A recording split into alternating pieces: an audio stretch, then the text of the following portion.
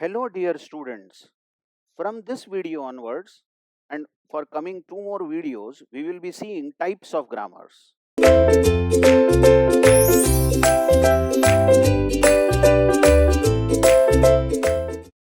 Now as I have written over here, there are four types of grammars. Just a warning for all of you who are listening, who are trying to understand what are the types of grammars. Initially, you just don't think of why this classification has been done.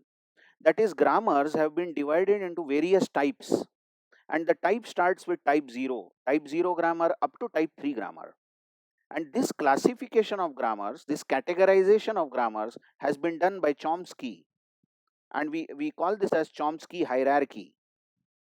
According to Chomsky, there are four types of grammars starting with type 0. And where are we placed right now in our subject is type 1. Recall, we are learning about context-free grammar. This is the type of grammar CFG that we are learning. But you will be surprised rather to know that we have already learned one of the types of grammars which is called as regular grammar. And we are now learning context-free grammar. Type 2 is called as context-sensitive grammar, and type 3 is known as unrestricted grammar. Okay, but let's see why these types. What Chomsky says is that there are many types of grammars, and let's classify the grammars as type 0 to type 3. What is type 0 grammar? Type 0 is known as regular grammar. Let's see what is regular grammar. Now you consider this particular grammar. All of you know that this is a valid grammar because this has non-terminals like capital S, capital A, non-terminals. It has terminals such as small a, small b. Then it has productions such as S derives small a followed by capital A followed by derives small a followed by capital A, and capital A derives small b. As you all know, grammar G contains four things: NTPS, where N means non-terminals or set of non-terminals, T means set of terminals, and P means set of productions, and S means the start symbol. The start symbol over here is S. Now you watch, in this grammar, all productions, whatever productions that we have written, all productions are having this form: X derives small a followed by capital Y, or X derives small a. Just check this. A non-terminal can derive a single terminal followed by a non-terminal, or a non-terminal capital X can derive a single terminal. Then you watch this particular production. Here, this single non-terminal S derives a terminal followed by a non-terminal. So it follows this type. And see this rule. A single non-terminal derives a terminal followed by a non-terminal. So it again follows this. X derives a small a capital Y. And just check this. X derives small a.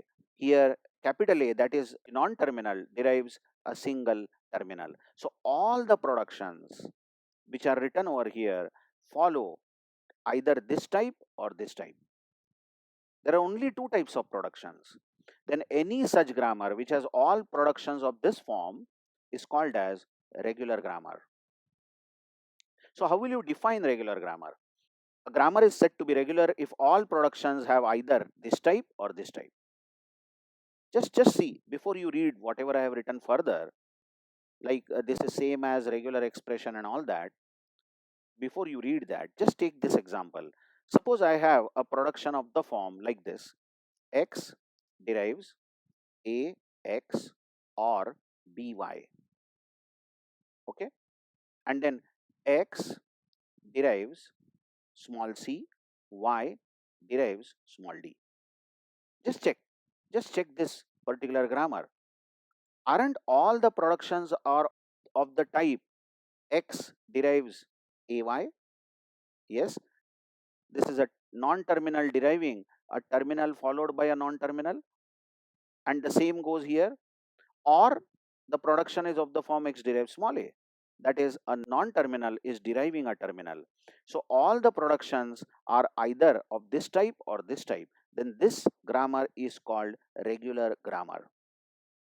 Okay, but check this grammar.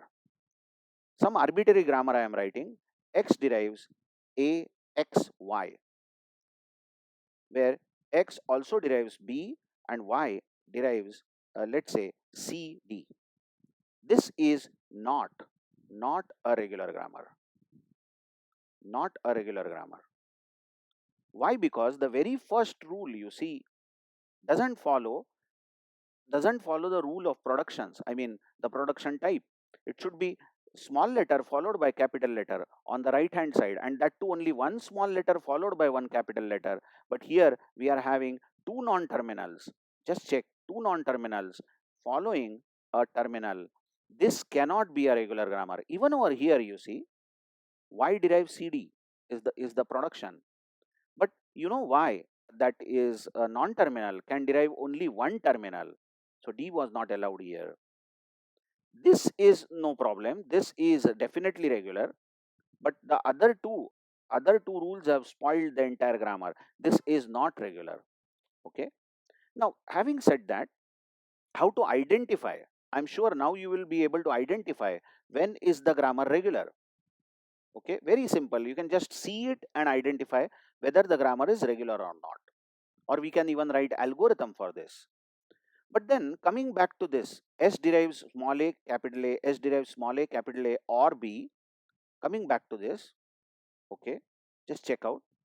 Let's write that grammar again and try to make more facts from this. S derives small a, capital A derives small a, capital A, what was that? Or B, or B, correct? Now, are you making out that this is a regular grammar which can also be written as this grammar, which is regular, called as regular grammar? This grammar is called as regular grammar, can also be written as a star b. Just check. This is a regular expression. This is a regular expression. What I want to say is that any regular grammar, if you know that the grammar is regular, any regular grammar can be definitely written in the form of regular expression. I hope you have found out that this is a star b. How come? You see, just logically think over it. If you start the derivation of any string, it will start with start symbol, and start symbol is going to give us a. So definitely the first a will be there. For any string, any string will start with a. And then this capital A can give us more number of a's, because a derives a, it can give more number of a's. But then it can directly give us b also. So it will give 0 or more a's followed by a b. So it is basically all strings which begin with a and end with b, but in between there can be 0 or more b's. Just to make an additional explanation of this, which type of strings are derived from this grammar? Just check. S can derive AA, the start symbol, and then this A can directly give us B. So the derivation will stop. So the string derived will be AB. One of the strings derived will be AB. But other way is S derives AA, and then you can use this rule for A. So A derives AA. Just check how A is replaced with AA. And then in the next step, you can say that A derives small b. So this is the another string derived. You very well see that another string derived will be S derives A B. What that means is the first A and the last B will be definitely there. First A and the last B will be definitely there, but in between there can be 0 or more A's. So this is the regular expression. Trust me, in the videos to come, I'll take more examples like this, that how do you see that the grammar is regular, and how do you find out very quickly, how do you find out what's the regular expression for that. But right now, you just agree that for this regular grammar, this is the regular expression. And now the question is, how can we implement this in reality? In reality, the machine that we are going to use is either deterministic finite automata or non-deterministic finite automata. You know that any regular expression can be actually realized, actually implemented by using two types of automata. That means machine. Automata means machine, either DFA or NFA, which is also called as, both these are also called as finite state machines. Finite state machines. Okay, so coming back to this page, what is type 0 grammar? Type 0 grammar is also called as regular grammar. When is grammar regular? When all productions have either the form 1 or form 2. All productions are of this form. Then what is the kind of language accepted or language generated? Language generated is regular grammar, regular language. Just check that the language generated by this grammar or the strings generated by this grammar are called regular language. That is, set of strings that will be generated by this grammar is called regular language. So you saw in this that the language generated is A star B. So if we are asked to write the strings in this language, you will write L is equal to smallest string is AB, because one A and one B must be there. Then you can have AAB, then A double AB, then A triple AB, and so on. This language of strings is known as regular language. Why? Because this was generated by